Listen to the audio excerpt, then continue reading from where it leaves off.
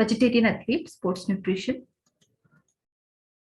So what is vegetarianism? So it's a diet completely based on plants, fruits, cereals, grains, nuts, seeds, etc. And it, in some cases, depending on it is subjective. Okay, in some cases, people do uh, leave out dairy and eggs as well. Okay, so that's the reason why we have specific types of vegetarianism. If we see lacto vegetarianism, lacto means they include milk products, dairy products in their diet.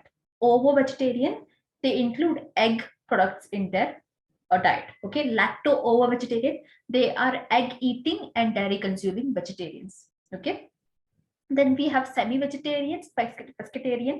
They may have fish, okay, but they do not have any other meat sources. Okay, then we have vegan. Vegan will exclude all the animal products. Okay, even honey. Okay, like in some cases, vegans are still contemplating on how to, should they include honey or should they not. Okay, but still honey is also considered as an animal product since it comes from honeybees. Okay, honey, all form of dairy products, meat, eggs, everything, even wax. Okay, bee wax it is not used by vegans. Okay, so that's the difference between vegetarianism and vegan diet. In vegetarianism, we have specific different types of diet. So this is what vegetarianism is. So when it comes to sports, there are one second. Is the screen visible now?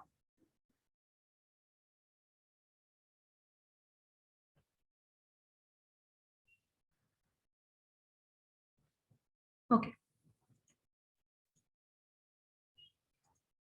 So when it comes to vegetarian diet, if it is suitable for the athlete, yes, it is. Okay, there could be common misconception that athletes and sports people they require meat or animal products for their protein, because we all know the protein requirement is a very main focus here for athletes. Okay, so they can have the similar amount of protein from vegetarian diet as well.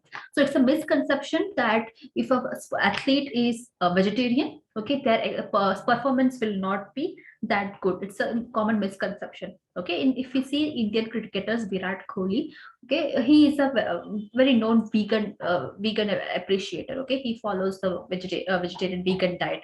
So yeah, it doesn't matter you are vegetarian or non-vegetarian in sports, as long as you are fulfilling your protein requirement and your caloric requirement. Okay, as long as the diet is healthy and it meets all your caloric requirement and your health requirement, you can follow any form of diet. Okay, so when let's just go about some macronutrients, vitamins and minerals. So if for carbohydrates, for sourcing carbohydrates in vegetarian side diet, it is preferred mainly through any grains, pulses, potatoes. Okay, cereals as well. Okay, so and they can give you long lasting performance. Even for non-vegetarians, these are the same source. Carbohydrates are the same source as for non-vegetarians as well. And fat, refined oil intake will be reduced. Okay, just to not for other healthy adults, but for sports people, refined oils are bit reduced. They use blended oils and cold pressed oils and avocados, etc., walnuts, all nuts and seeds for suitable fatty acids. Okay, then coming to vitamins and minerals, all fresh fruits and vegetables for its free radical effect, for its fiber as well as antioxidant effect. And then coming to protein, you can see on the slide here, most of your legumes, okay, they come under the protein category. So indulging in as much as legumes properly on a daily basis, it will sort out your protein requirement. This section, the protein section, is kind of the focus here, because there tend to be it's commonly seen. Okay, obviously they can overcome it, but it is commonly seen that protein deficiencies, iron, zinc, omega-3 deficiencies, calcium deficiencies are the most common form of deficiencies seen in vegetarian diet, which can also apply to sports athletes as well. So good vegetarian sources of protein, to keep young or old, even in old at least also it will be the same thing. Nuts and nut butters like peanut butter, cashew butter, almond butter. Okay, seeds, all form of seeds, pumpkin seeds, sunflower seeds. Nowadays you get seed mix also. It is readily available via Amazon, etc. You can directly purchase the seed mix as it is. Okay, roasted seed mix is bit of salted roasted seed mixes are already available on online shopping websites. Okay, then beans, lentils, whole grains, any of the soy products, soy milk, tofu, all the soy products. Protein analogs like veggie burgers. For example, instead of using a hamburger patty, chicken patty, something like that, they switch to pea patty. If it is, for example, if it's a MACD aloo patty, you don't expect any protein from it. Okay, but instead of that, you can make certain patties which are good sources of protein. Okay, like from a legume, mashed legume, mashed chickpeas and all. Okay, it can give you a very good source of protein. It also enhances the taste as well. Then protein bars. It's definitely, we would suggest all the athletes, all the people who are under training to, if it is a vegetarian diet, definitely indulge in protein supplements. It could be whey protein or vegan protein, whatever protein sources are there. It's highly efficient to indulge, because the amount of protein, when you see the bulk of the food an athlete has to intake just to meet their protein requirement through vegan diet or vegetarian diet, the bulk would be quite heavy. Okay, and with a stomach full of such a big bulky food, it may affect their training as well. So it's highly recommended to rather have protein bars, protein supplements, instead of completely dependent on your diet for protein requirement. This is for the athletes. Okay, people who have a sedentary or moderate lifestyle, they can definitely source the entire requirement of protein from completely plant-based food itself. Okay, but if they still want to look after their health, they can also indulge in protein supplements.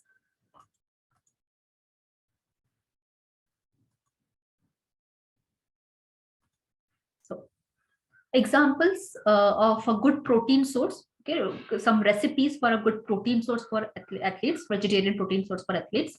You can make a concoction of banana oats. Okay, soaked oats, almond milk, or any milk. This is a vegan athlete, but if you are following a vegan diet, it is by default it is vegetarian as well. Okay, so this example can go for vegans as well as vegetarians. Okay, so if you are a vegetarian who is a lacto vegetarian, you can skip almond milk with your regular cow's milk, buffalo milk. Okay, any dairy milk.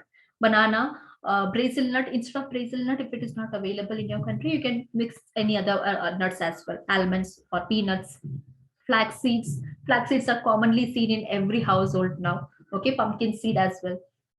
So it's a very simple recipe. You can just make it, and it's on the go. You can have it. There is no need of cooking anything here. Okay, you just have to put things together.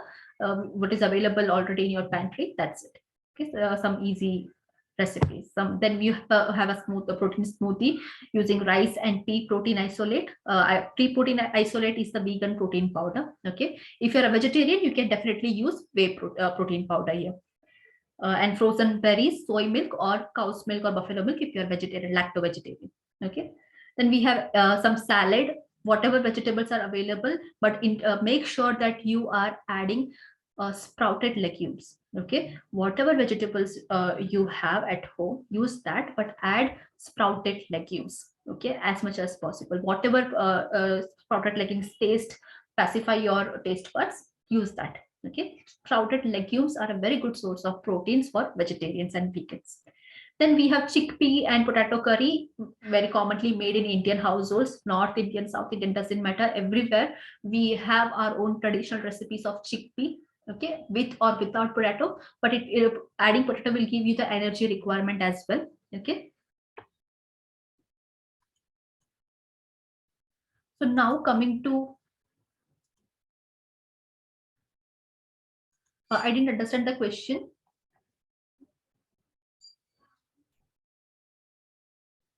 Calcium set, it could be the amount of calcium present in that tofu,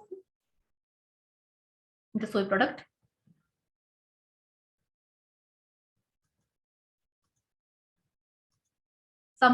some soy products, they come fortified with calcium, so, with some additional calcium. Okay, some vegan products will not come fortified with that, so they may be using fortified tofu. Okay, calcium fortified tofu, that could be the reason why they had mentioned that. Those who are vegans, if you have knowledge about vegan diet, you can share some knowledge about that aspect as well. Do you use a calcium fortified tofu or not? Okay, and even not just tofu, soy products are also fortified, which you make from bring from stores. Okay, uh, fortifying your soy milk that you prepare at home, that is not possible. Store bought packaged items, in that fortification is possible. Then the common advantages as well as the disadvantages of a vegetarian eating style. Okay, coming to the advantages, you naturally have a lower risk for all cardiovascular diseases. Okay, saturated fat and cholesterol levels are naturally low in a vegan or vegetarian diet, and it naturally has high fiber. It means that it will keep your risk of colon cancer, IBS, irritable bowel syndrome, celiac disease, and all at a bay. Okay, you will stay healthy gut wise, as well as your heart health will be better. If the heart health is better, automatically your kidneys will also function. Most of your insides will be in a better condition. Okay, next, coming to the disadvantages. Certainly there are the disadvantages of deficiencies. Okay, starting with calcium, vitamin D, then iron, zinc, um, along with that omega 3. Basically the best source comes from fish, but if you're a vegetarian, if you're a pescatarian, etc., you can still overcome the deficiency of omega 3. But otherwise that you will be dependent on dietary supplements. Even for people who are just into vegan diet and all, they have to follow this supplementation of omega 3, vitamin D, and vitamin B12. Okay, you have to start the supplementation of these three uh, nutritional supplements as soon as you step into your vegan diet uh, lifestyle. Okay,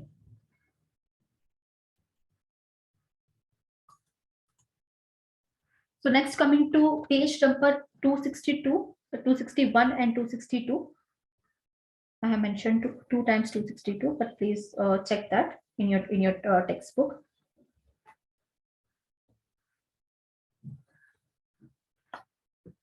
So coming to these two page numbers, there are tables given. Three tables are given. One is for iron, zinc, and omega 3 fatty acids. Okay, please understand that it will be very beneficial for you, not just for helping out a sports nutrition or an athlete or a gym trainer or anything like that, even for your regular clients who come from different backgrounds, even to help them out. This is a very good source of how to give them a basic understanding, or how to make a menu plan for them, or if you do not want to make menu plan, what kind of foods you can suggest to them. Okay, these all foods are given on these in these page numbers. The deficiencies that come along with a vegetarian diet and vegan diet, and how to overcome these specific deficiencies with the specific food sources given in this table. Okay, so make sure your client incorporates, even the amount is given. Okay, how much tablespoons or how much portions is should be used. Okay, it is given. Please check that. But non-vegetarian sources, vegetarian, so is they have mentioned egg also. Non-vegetarian sources are not mentioned, only vegetarian sources. But for ovo lacto vegetarians, they have made space for that also. Please check that.